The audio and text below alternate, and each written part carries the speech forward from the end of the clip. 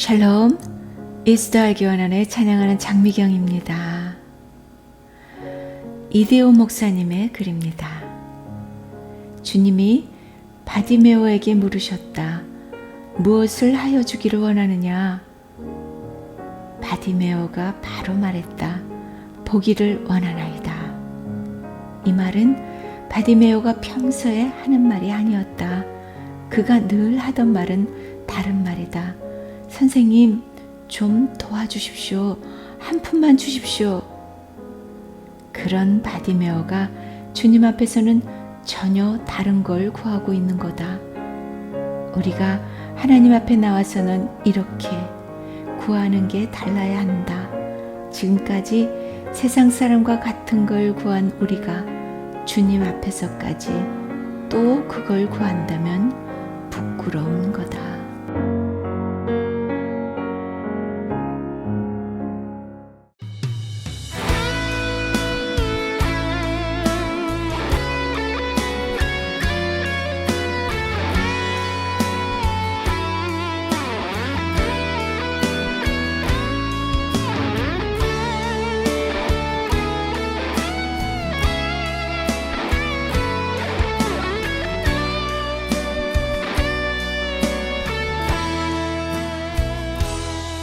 예수 우리들의 밝은 빛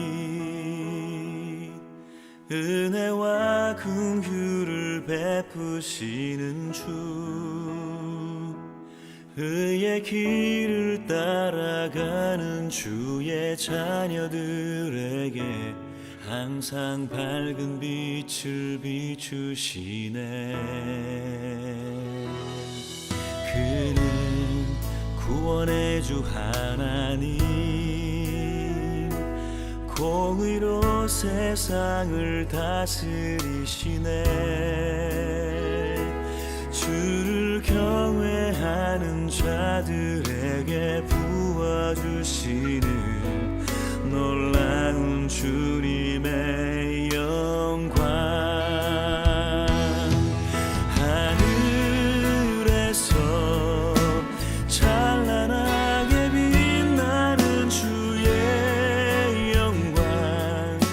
이 땅에 오셨네.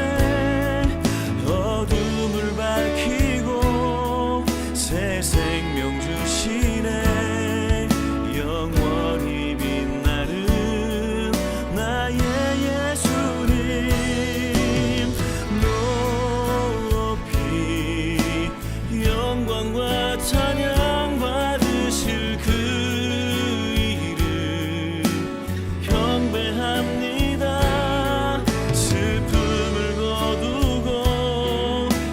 자유 주시네. 기쁨의 노래를 영원한 나의 빈 예수께.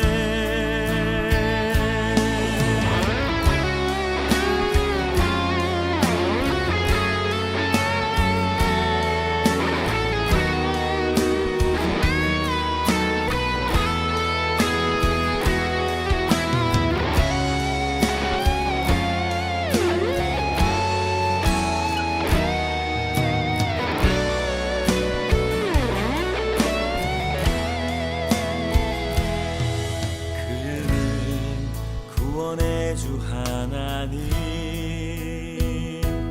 공의로 세상을 다스리시네. 주를 경외하는 자들에게 부어주시는 놀라운 주님의 영광.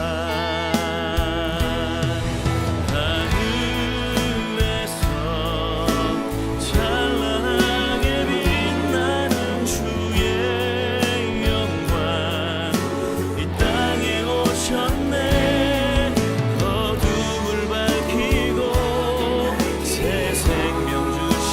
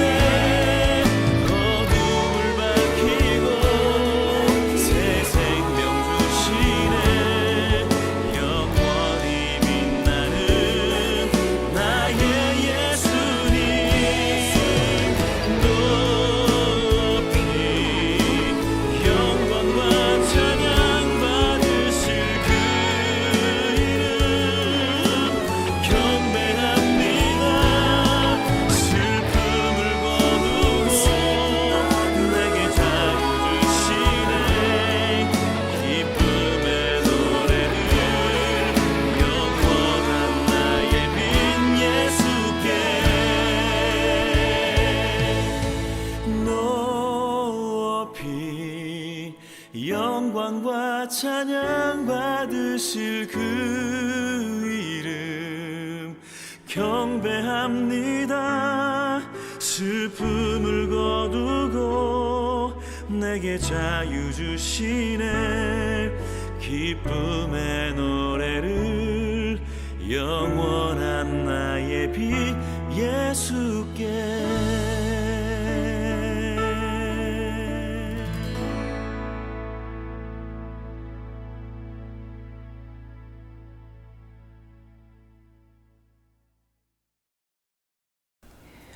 홍문수 목사님의 글입니다. 가정사역가 제임스 답슨 목사님의 이야기입니다. 그는 대학교 시절 유명한 테니스 선수였습니다. 그 당시 그의 꿈은 테니스 챔피언이 되어 받은 트로피를 학교에 기증하여서 학교 진열장에 영원히 비치해 두는 것이었습니다. 그러면 자기 이름이 오래오래 보존되리라 생각한 것입니다. 실제로 그는 우승 트로피를 학교에 기증하였습니다.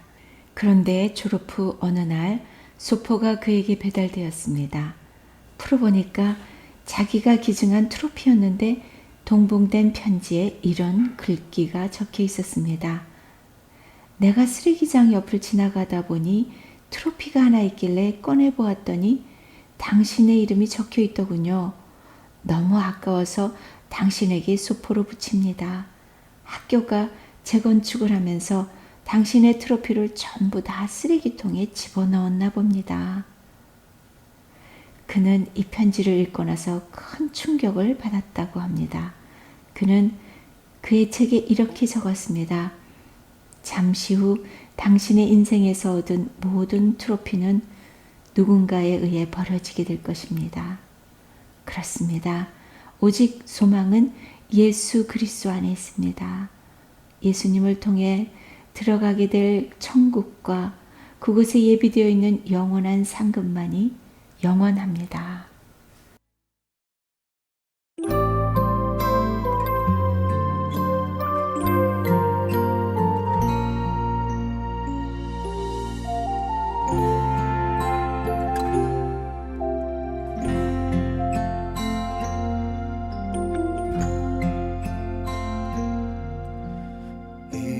세상을 살아가는 동안에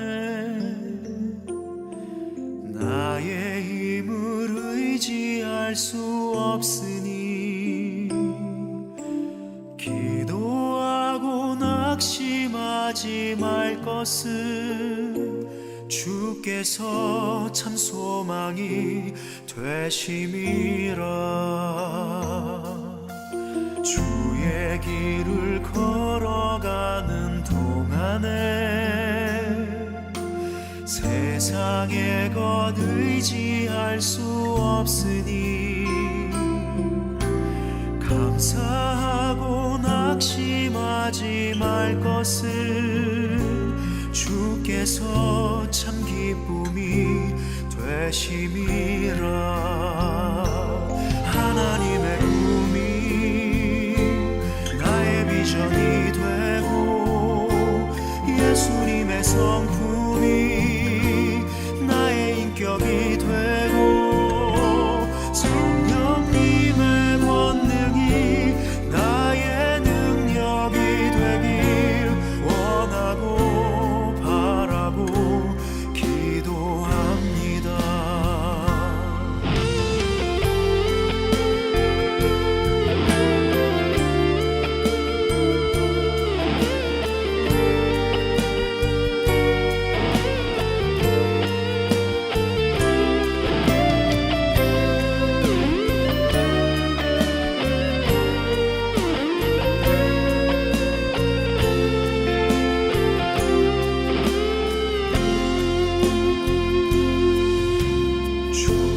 길을 걸어가는 동안에 세상의 것 의지할 수 없으니 감사하고 낙심하지 말 것은 주께서 참 기쁨이 되심이라. 하나님의 꿈이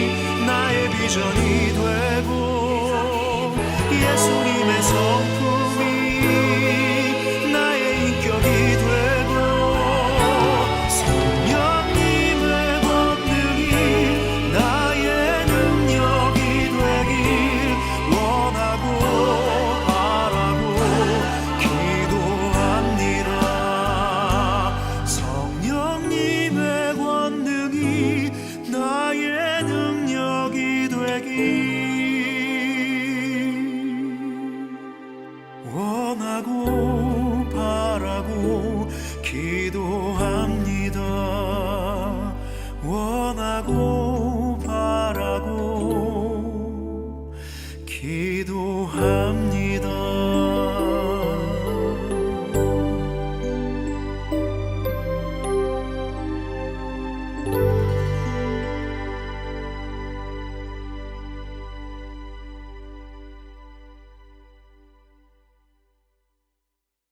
권도군 목사님의 글입니다. 하나님께서 네 이름이 무엇이냐? 야곱에게 물으신 것은 세상에서 가장 따뜻한 물음이었습니다. 디베랴 호수에서 실패한 베드로에게 네가 나를 사랑하느냐는 물음을 통해 베드로를 회복시키셨듯이 오늘 하나님께서는 네 이름이 무엇이냐는 물음으로 야곱을 회복시키십니다. 하나님께서는 야곱에게 스스로의 정체성과 지나온 삶을 돌아보게 하시며 야곱을 깨우쳐 주길 원하십니다. 지금까지 자기 인생은 자기 스스로 책임지고 어떻게든 스스로 세워가야만 하는 줄 알았던, 그래서 남의 발 뒤꿈치를 잡으면서까지 다투는 자로 살았던 야곱은 하나님의 이 질문으로 인해 그동안 자신이 살아왔던 삶이 얼마나 괴롭고 힘들었는지 새삼 깨닫습니다. 이제 하나님께서 그런 야곱의 인생을 완전히 바꾸십니다. 그가 이르되 네 이름을 다시는 야곱이라 부를 것이 아니요 이스라엘이라 부를 것이니 이는 내가 하나님과 및 사람들과 겨루어 이겼음이니라. 그의 이름이 이스라엘로 바뀌었습니다. 성경의 풋노트를 보면 이스라엘은 하나님과 겨루어 이김이란 뜻입니다. 그러나 이스라엘은 결코 문자 그대로 승리자의 이름은 아닙니다. 이 이름은 하나님의 놀라운 사랑이 담긴 이름입니다. 만군의 하나님과 겨루어 이길 수 있는 사람은 세상에 단 한 명뿐입니다. 누구이겠습니까? 다르게 질문을 해보겠습니다. 저희 집 어린 아이들이 저와 싸워서 이길 수 있는 단 한 가지 이유가 무엇일까요? 제가 아빠이기 때문입니다. 야곱이 하나님과 겨루어 이길 수 있었던 단 한 가지 이유는 그가 하나님 아버지의 사랑받는 자녀였기 때문입니다. 하나님과 겨루다는 이스라엘, 그 이름의 의미는 하나님이 자신의 자녀들에게 져주시는 부모의 큰 사랑이 담긴 의미입니다.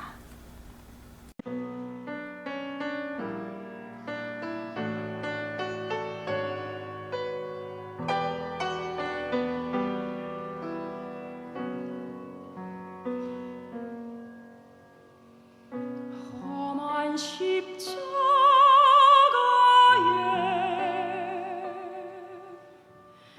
하나님 사랑이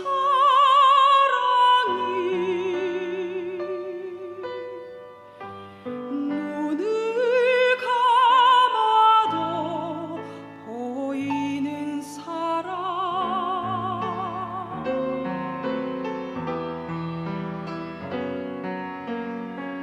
십자가 침묵에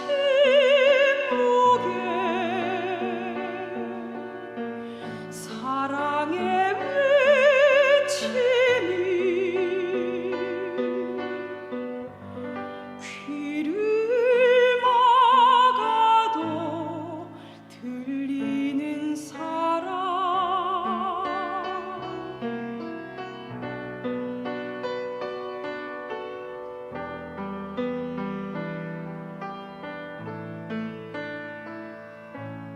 하루의 수고가 힘에 겪고 마음의 짐이 무거워질 때 십자가 깊이 새겨진 사랑 영원한 사랑 붙잡게 하소서 전동 넘어 울고 있는 사랑 외롭고 지쳐 쓰러진 사랑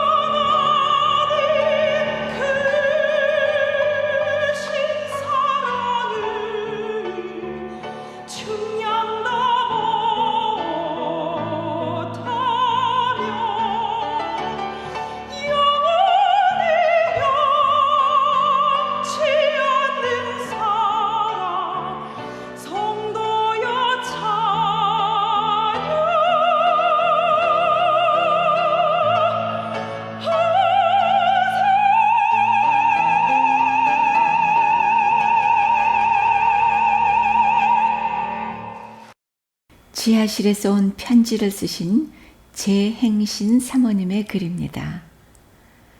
표현의 한계. 글과 말로 자신을 표현할 수 있는 사람들이 그렇지 못한 사람들을 대신 표현할 수 있을까? 소리를 낼 수 있는 사람들은 생각보다 소수이다. 그래서인지 그들이 보고 듣고 생각한 것들이 마치 다른 이들을 대변하는 것처럼 보이지만 실은 소리내는 이들의 생각일 뿐이다. 가령 노동자의 삶은 노동자가 표현하는 게 아닌 책상에 앉아 있는 사람들이다. 말과 글을 모르는 아이의 마음을 누가 잘 이해하고 표현해낼 수 있을까? 문맹이셨던 할머니, 소리 낼 수 없는 이들의 삶에서 글과 말로 번역되지 못한 수많은 이야기들이 세상에는 많다. 그 많던 싱아는 누가 먹었을까 해서 박완서 선생님이 어릴 적 시골에서 아이들과 뒷간에 앉아 일제히 엉덩이를 까고 똥 누던 장면을 이렇게 묘사한다. 줄르러니 앉아서 똥을 누면서 하는 얘기는 왜 그렇게 재미가 있었는지 가히 환상적이었다. 시골 뒷간의 추억은 배설의 기쁨뿐 아니라 즐거운 유희였으며 똥은 더러운 것이 아니라 땅으로 돌아가 거름이 되어 열매를 맺게 하는 유익한 것이었다는 게 박완서 선생님의 경험이다. 그런데 똑같은 장면을 시인 이상은 그의 권태라는 수필에서 이렇게 표현한다. 놀이기구라는 없는 5, 6명의 시골 아이가 무얼 가지고 어떻게 놀아야 될지 몰라 돌멩이로 풀을 지디기다가 곧 실증이 나서 하늘을 향해 두 팔을 벌리고 괜히 기성을 지르다가 맨 나중에는 나란히 앉아서 대변을 한 무더기씩 누더라. 박완서 선생님은 이를 두고 그의 뛰어난 글 솜씨 때문에 돌파구 없는 권태의 극치가 섬뜩하도록 실감되는 글이긴 하지만 그건 어디까지나 뼛속까지 서울내기인 이상의 감수성이 만들어낸 관념의 유희일 뿐 정말은 그렇지 않다라고 말한다. 천재작가 이상은 권태를 표현하기 위해 멋지게 글을 썼을 테지만 실상 아이들의 배설의 유희, 시골 아이들의 정서와 놀이에 대해서는 무지했다고 봐야겠다. 그런데 신앙도 그렇지 않을까? 신앙은 영적인 경험이다. 보이는 기적이나 환상 같은 게 아니라 지적으로 표현하고 묘사하는 데는 한계가 있다는 뜻. 똑같이 아이들이 똥 누는 장면이 한쪽은 그것을 말할 수 없는 유희, 기쁨으로 다른 한쪽은 권태의 극치로 표현되듯이 파스칼의 팡세에 이런 글이 있다. 이유를 묻지 않고 믿음을 갖는 소박한 사람들에 대해 놀라지 말라. 하나님은 인간이 자신에 대해 부정하고 하나님을 사랑하도록 하셨고 또한 그들의 마음이 믿음으로 기울어지도록 만드셨다. 하나님이 인간의 마음을 기울게 하지 않으신다면 결코 참 믿음과 신앙을 가질 수 없다. 하나님이 그렇게 하셔야만 우리가 믿음을 가지게 된다.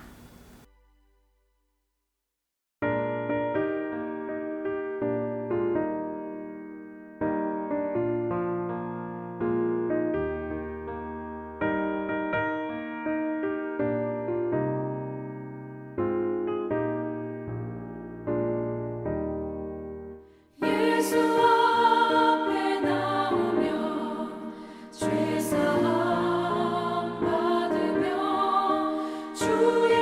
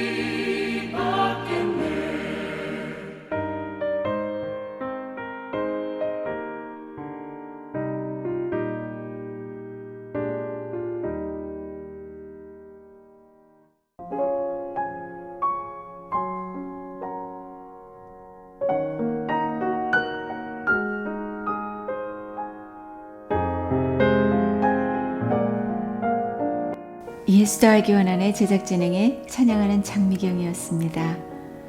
나에게 믿음을 주셔서 믿게 하시고 십자가의 은혜와 사랑 안에서 살게 하시는 예수님과 동행하는 풍성한 한 주 되셔요. 다음 주에 만나요. 샬롬.